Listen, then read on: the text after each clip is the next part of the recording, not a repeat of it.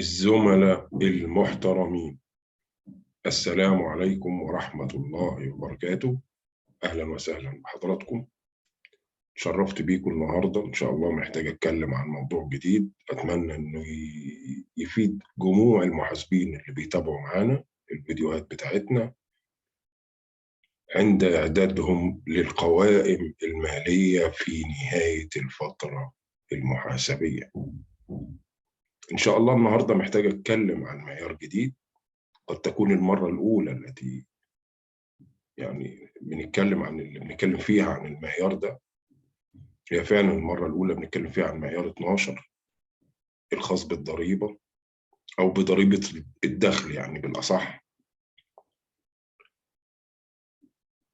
وفي المعيار المصري رقم 24 اتكلم عن نفس المعيار. والنهارده أنا حبيت أغير شوية في الطريقة، بحيث إن أنا قلت إن إحنا المفروض إن إحنا نتكلم عملي شوية.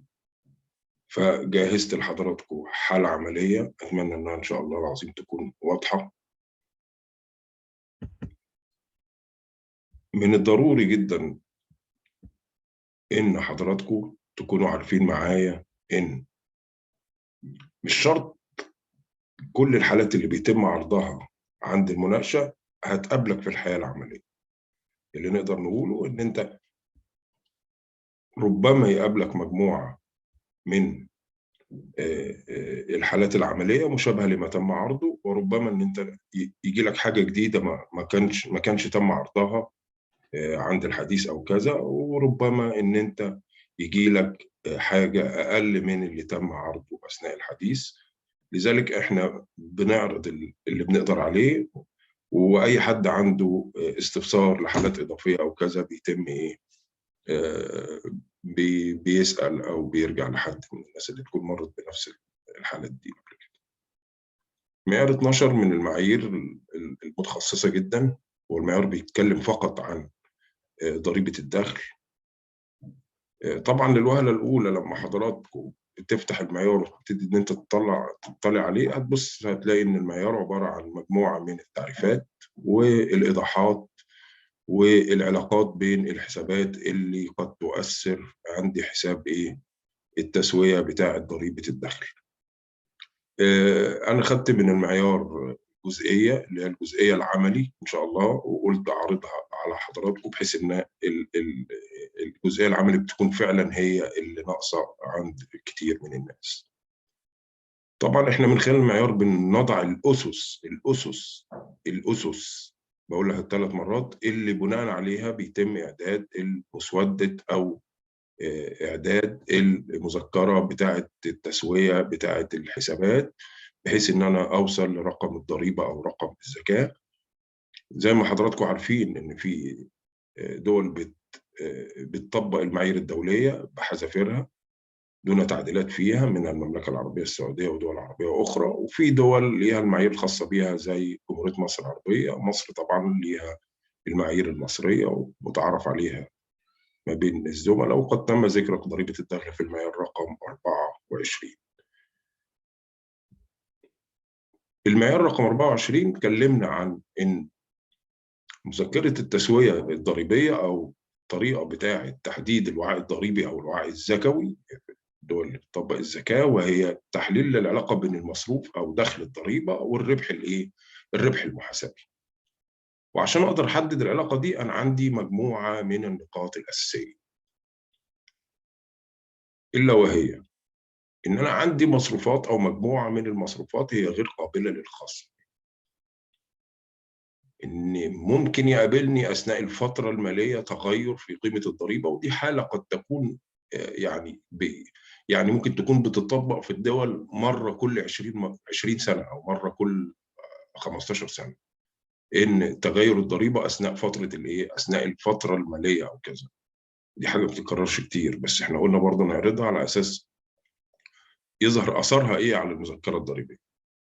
أي تسويات لمبالغ ضريبية من فترات سابقة، وإذا كان في تسويات لخسائر ضريبية لفترات سابقة، أو الوعي الضريبي لفترات سابقة، سواء كانت تسويات الفترات السابقة دي ناتجة عن خسائر أو ناتجة عن أرباح. وده طبعا في بعض الأنظمة الضريبية، في أنظمة ضريبية لما بتبصش أصلا للخسائر، يعني ما بيديكش أي ميزة على كونك في سنة من السنين حققت خسائر أو كذا يعني. إنما في أنظمة ضريبية تانية قد يعني يعتبر إن هو رصيد بالنسبة لك، أو أصل ضريبي نتيجة إن أنت في فترة من الفترات حققت خسائر وأثبت إن أنت وقدرت إن أنت تثبت ده عن طريق مستندات. أي تسويات لها علاقة بالتغير في طريقة التسوية أو الاسترداد. إذا كان عندي مبالغ محتاج إنها يتم استردادها عند الجهة، عند الهيئة أو عند مصلحة الضرائب أو عند هيئة الزكاة، أنا في الحالة دي بناء على النقاط دي أقدر إن أنا أحدد ليه مصروف الدخل بعد التسوية، أو مصروف ضريبة الدخل بعد التسوية وضريبة الدخل المحسوبة كنسبة من صافي الربح لا يتساوى، يعني غالبا لا يتساوى بسبب مجموعة النقاط اللي اتكلمنا عنها. طب إيه هو مصروف الضريبة، أو إيه هو دخل الضريبة؟ دخل الضريبة بيعتبر هو الدخل أو المصروف اللي ناتج عن الربح المحاسبي في نسبة الضريبة. ده رقم مصروف الضريبة. يبقى أنا لازم أكون عارف، أنا عندي في دليل الحسابات هيبقى عندي حساب اسمه حساب مصروف الضريبة. أنا كمحاسب لازم أكون عارف إن أنا الحساب ده بحطه ضمن المصروفات الإدارية والعمومية. مصروف الضريبة اللي يخص الفترة اللي هي عبارة عن صافي الربح في نسبة الضريبة في أبسط صورها، بدون تسويات، بدون وجع دماغ. تمام؟ ده بالنسبة لمصروف الضريبة أو دخل الضريبة، إذا كان ده طبعا في بعض الأنظمة الضريبية، ودي حاجة ما بتطبقش كتير. وفي عندي حساب تسوية الضريبة، أو في تسويات ضريبية. لازم عندي ضمن دليل الحسابات بتاعي لازم يكون عندي حساب اسمه حساب تسويات ضريبية، أو تسويات، هنسميه تسويات ضريبية، أو وسيط تسويات ضريبية، أو سميه زي ما حضرتك عايز تسميه. المهم يكون في الإطار ده، في الجزئية دي. إيه حساب التسويات الضريبية؟ هو حساب بيتم، وحساب طبعا بيتحرك مدين وداين، بيتم بالنسبه حضرتك بتعمل التسويات بتاعتك، وبتبتدي ان انت الفروق او كذا بتظهرها. التسويات عباره عن قيود اليوميه طبعا، وبتبتدي ان انت تظهرها في حساب في حساب التسويات. وهو حساب بيتحرك زي ما قلت لحضراتكم مدين وداين. فهنا هعرض على حضراتكم حالة عملية عشان أقدر أخلص أو ألخص لحضراتكم المفاهيم بسرعة يعني. ندخل في الموضوع. المثال العملي بيقول إن الشركة العربية هي شركة صناعية وستقوم بتجهيز المعلومات اللازمة للضريبة في الفترة عن الفترة كذا. المهم هو اداني شوية معلومات عن الشركة اللي هي الشركة العربية، وقال لي إن مصروف الإهلاك تم إعداده بقيمة كذا، اللي هي 103,000 جنيه أو 103,000 عملة. الإهلاك المحاسبي ضمن تكاليف العمليات بقيمة 85,000. يعني أنا في عندي إهلاك محاسبي، الإهلاك المحاسبي ده قيمته 85,000.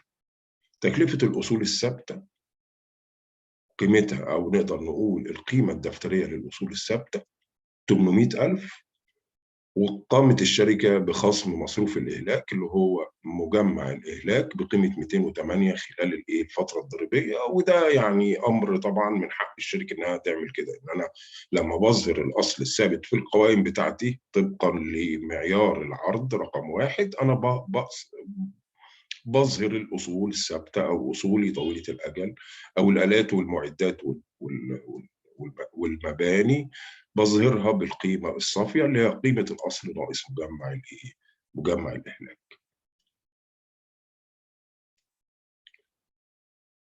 قامت الشركة العربية بزيادة الالتزام مقابل تكلفة ضمان الإنتاج. الشركة بتصدر ضمان للإنتاج بتاع العملاء بتاعها. تكلفة الضمان ده بيتعمل له مخصص في بداية الفترة أو كذا. المخصص ده قيمته حوالي 2,500. واللي احنا عايزين نقوله ان الضرائب لا تعترف بمخصص الضمان، ولكنها تعترف بما تم انفاقه بالفعل على على الضمان. انا النهارده انا شركه صناعيه، شركه من انا النهارده مثلا، وليكن مش عايزين نقول ان هو اعلان، بس انا النهارده مثلا توشيبا العربي بتدي ضمان للعملاء بتوعها على المنتجات حسب المنتج وحسب نوع المنتج وكذا. الضمان ده المفترض ان القسم المالي في الشركه بيعمل له مخصص في بدايه الفتره الماليه، واثناء الفتره الماليه بيتم قيد اي مصاريف او اي تكاليف ضمان بتتحملها الشركة، وبيتم مطابقتها بالمخصص في نهاية الفترة. اللي عايزين نقوله إن مصلحة الضرائب أو هيئة الزكاة والدخل طبقا للقانون لمعيار رقم 12 المصري 24 هي لا تعترف بمخصص الضمان، ولكنها تعترف بما تم إنفاقه فعلا كمبالغ ضمان. قال إن مصروفات الدعاية المتضمنة في التكاليف التشغيلية بقيمة كذا هي تكاليف غير قابلة للخصم من الوعاء. يعني اللي احنا عايزين نقوله إذا كانت مصاريف الدعاية تم تضمينها ضمن التكاليف التشغيلية أو ضمن المصروفات التشغيلية، لا هي غير قابلة للخصم من الوعاء الزكوي أو الوعاء الضريبي. يبقى أنا عشان كده يا جماعة لازم أعمل حسابي إن أنا وأنا بصنف المصروفات بتاعتي أصنفها بالطريقة الصح. لما نيجي نقول لحد من إخواننا أو من الزملاء المحاسبين أنت ليه عملت الفاتورة دي مصروف كذا وكان المفروض إنها تتعمل مصروف كذا؟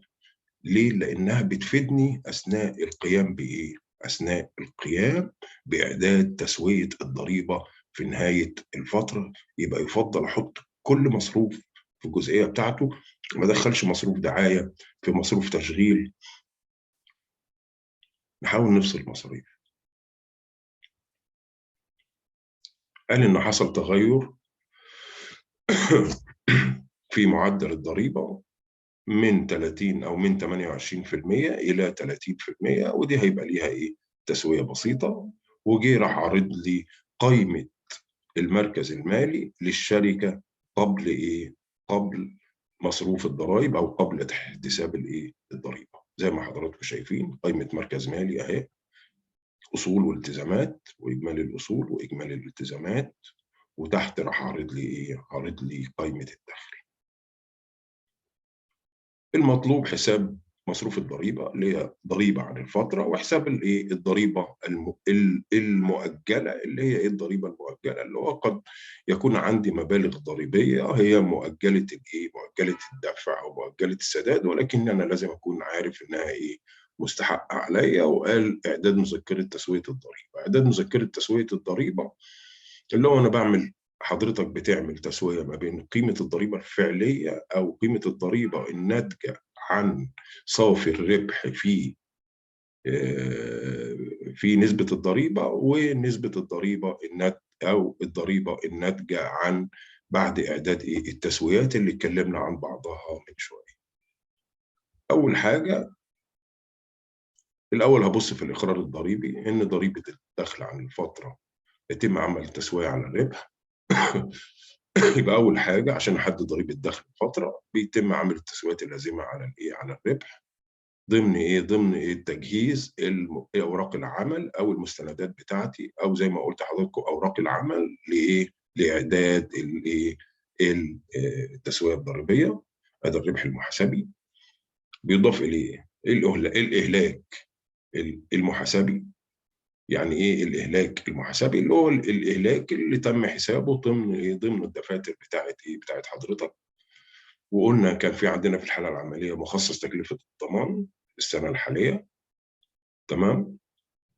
طبعا لان هو كان خاصم المخصص، فهنا بيردوا تاني مصروفات الدعايه اللي ضمن المصروفات التشغيليه اللي هم 900. قال لا دي برضو لازم تترد. اجمالي الاضافات قد ايه؟ 88,400. هشيل منه بقى الاهلاك الضريبي اللي هو الاهلاك الفعلي، يعني تمام، اللي هو يتم احتسابه ضريبيا، وقيمه المدفوع من الضمان. يبقى انا شلت المخصص وضفت المدفوع فعلا، تمام. يبقى انا هنا عملت تعديل لرقم صافي الربح المحاسبي عشان اوصله للربح الضريبي. حساب الضريبة المؤجلة للسنة الحالية، عايز أحسب حساب الضريبة المؤجلة، يبقى أنا أهم حاجة أحط الأصول والالتزامات بتاعتي قصاد بعض، وأشوف هل حصل القيمة الدفترية بتاعت الأصل أو الالتزام هل في بينها، هل تم حصل في فروق؟ إذا كان في فروق تمام، بحسب ضريبة بعد التعديل على الإيه؟ على الفروق ده. زي ما انتم شايفين، زي ما حضراتكم شايفين، الاصول الثابته عندي اوراق القبض، المخزون، النقديه والنقديه المعادله، التزام تكلفه الايه؟ الضمان اللي كنا اتكلمنا عليه، اوراق الايه؟ اوراق الدفع. الاصول الثابته 550,000، الاساس الضريبي 489,000، الفروق ما بين القيمه الدفتريه والحسبه الضريبيه، يعني اللي هو الفرق اكيد في مجمع الاهلاك هنا، تمام، 61,000. بحسب على ال 61,000 ايه؟ الضريبه الايه؟ الضريبه المؤجله. نفس النظام بالنسبه لبقيه التزام تكلفه الضمان. انا كنت عندي قيمه الالتزام 8,000، الاساس الضريبي قال لك انا ما بعترفش بايه؟ بالتزام تكلفه الضمان تماما، فراح حاسبه ضمن الايه؟ ضمن الفروق المؤقته، وراح حاسب عليه ايه؟ ضريبه. المهم في الاخر طلع عندي اجمالي الضريبه المؤجله الناتجه عن الفروق، اللي هي الفروق المؤقته اللي قلنا عليها، حوالي 15,900. هيتم ادراج ال 15,900 على الربح الايه؟ على الربح، على المبلغ الضريبه اللي طلع من الربح المحاسبي، ويتم ايه؟ تعديل الايه؟ تعديل القيمه بقيمه الضريبه الايه؟ الضريبه المؤجله. في عندي مبالغ جايه من السنوات السابقه، وتعتبر هي من الخطوات المهمه جدا عند اعداد التسويه. بتكون محتاج ان انت تعرف الحركات التي تمت على الفروق الضريبيه المؤقته، ويتم حسابها بنفس الطريقه السابقه. يعني نفس اللي عملته السنه دي هتعمله السنه اللي فاتت، ولكن مع استخدام الايه؟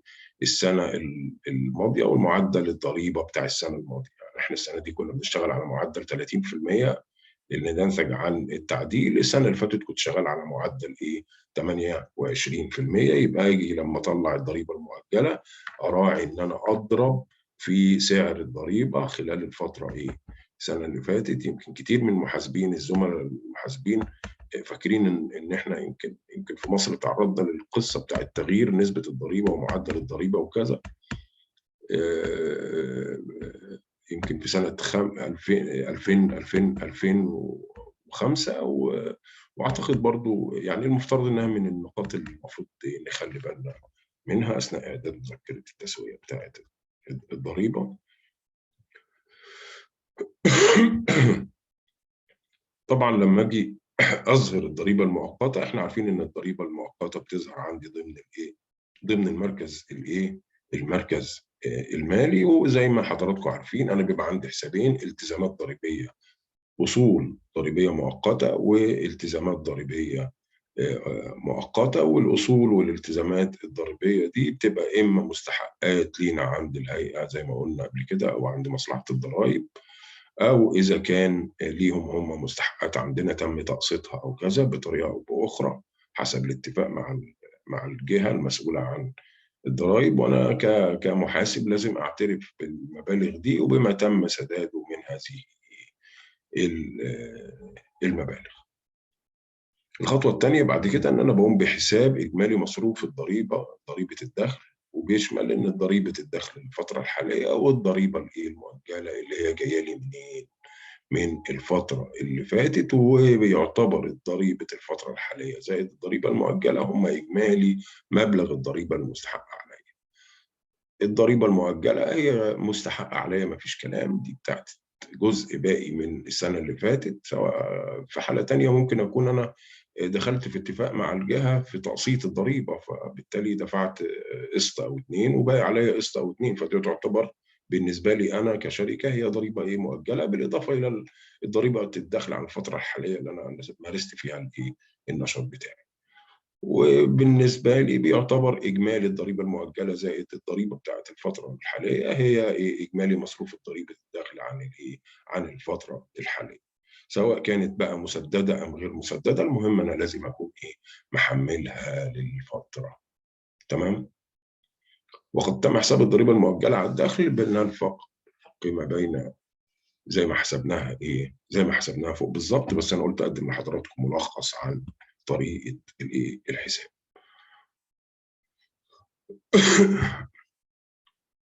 بيظهر عندي دايما في مذكرة تسوية الضريبة فروق لما بتبقى الضريبة المؤجلة في فرق. يعني الضريبة المؤجلة لا تكون مذكرة التسوية الضريبية متزنة بسبب إن بيبقى في فرق بتاع الضريبة المؤجلة. الفروق بتاعت الضريبة المؤجلة زي ما حضراتكم زي ما اتكلمنا فيها فوق، عندي الضريبة المؤجلة المتعلقة بالأصول الثابتة، وعندي الضريبة المؤجلة المتعلقة بالتزام تكلفة الضمان، النقط اللي اتكلمنا فيها فوق بالظبط، والتزام والزياده في التزام الضريبه المؤجله الناتج عن الزياده في معدل الضرائب، اللي هم الثلاث نقط اللي احنا اتكلمنا عن التفصيل بتاعهم. الارقام دي 5400 و180 و688، واللي منهم طلعت مصروف مصروف الضريبه المؤجله. طب الفرق ده جه منين؟ زي ما قلت لحضراتكم ان الفرق جه من الاختلاف في معدل الضريبة، وجه من إن أنا كنت معترف بتكلفة بمخصص الضمان، كنت خصم ضمن الوعاء، وطبعا طلعت إن الهيئة أو الجهة المسؤولة أو مصلحة الضرائب بتعتبره إن هو غير قابل، مصروف غير قابل للخصم، والضريبة المؤجلة المتعلقة بالأصول الثابتة الناتجة عن اختلاف طريقة الحساب ما بين الجهة المسؤولة عن الضرائب والمبالغ الدفترية اللي تم الاعتراف بيها، وغالبا بيبقى الفرق في نسبة حساب الإهلاك بتاع الأصل. الا خلي بال حضراتكم معايا ان حاليا في انظمه ضريبيه وزكويه حاليا ما بتعترفش بالضريبه المؤجله المتعلقه بالاصول الثابته. يعني هو بيسيب حضرتك تعترف بالاهلاك بتاع الاصول الثابته بالنسبه اللي انت شايفها مناسبه ليك او كذا، وبعد كده بيبتدي هو يبتدي ان هو يحاسبك هل اذا شاف ان النسب دي هي فعلا مناسبه للاصول اللي انت تم احتسابها عليها ما بيعتبرش فيها مشكلة. إنما لو كان شايف إن النسب غير مناسبة للأصول اللي تم اعتبار احتساب الإهلاك عليها غير مناسبة، بيطلب إن هو يعدل أو يعمل تعديل تاني لمذكرة التسوية تبع بتاعة الضريبة. طبعا هنا بدي لحضراتكم شوية ملاحظات على البيان أو على الحالة العملية ومبالغ الفروق كيف أو إزاي قدرنا إن إحنا نوصل لها. الضريبة المؤجلة المتعلقة بالتزام الضمان زي ما حضراتكم شايفين وطلعنا الفرق بتاعها اللي تم التعامل عليه، والضريبة المؤجلة المتعلقة بالأصول برضو جبنا الفرق منين، والزيادة في التزام الضريبة المؤجلة الناتج عن الزيادة في معدل الضرائب من 30 ل 28 برضو ده عمل معايا فرق. واجي بعد كده اقوم عامل التسويه الضريبيه بتاعتي عشان اقدر احدد رقم مصروف الضرائب. طبعا التسويه الضريبيه عشان اطلع المصروف زي ما احنا عارفين ان الضريبه عباره عن الضريبه عباره عن صافي الربح في نسبه في نسبه الضريبه بمنتهى البساطه.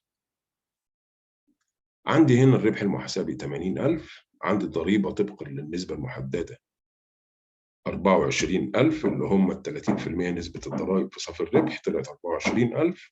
عندي الأثر الضريبي لمصروفات الدعاية غير قابلة للخصم اللي هم هحسب عليهم مبلغ ضرائب اللي كان مش محسوب أو شلتها من الخصم الضريبي اللي هم 270 اللي هم 900 في 30 اللي هم نسبة الضريبة، قيمة المصروف في نسبة الضريبة، زيادة في التزام الضريبة المؤجلة نتيجة زيادة معدل الضريبة 688 الإجمالي زي ما حضراتكم شايفين. يبقى أنا عندي فرق ما بين الربح المحاسبي مضروبا في معدل الضريبة ومصروف الضريبة ضريبة الدخل عبارة عن 958 زي ما حضراتكم شايفين في الحالة العملية. وعلى ذلك يعتبر بالنسبة لي بعد التعديلات اللي تمت، هبتدي ان انا ابص الاقي ان نسبه الضريبه ما كانتش معايا هي ال 30% اللي كنا بنقول عليها، لا ده انا في حاجات او في ارقام او في مبالغ تم حذفها من الوعاء، او تم رفعها او حذفها من الوعاء الضريبي، او تم اضافتها على الوعاء الضريبي، اسف. آه، هي مبالغ كنت انا معترف بيها، وجات الجهه المسؤوله قالت لا لا، مش المفترض ان انت تعترف بيها بعد ما سويت مذكره التسويه.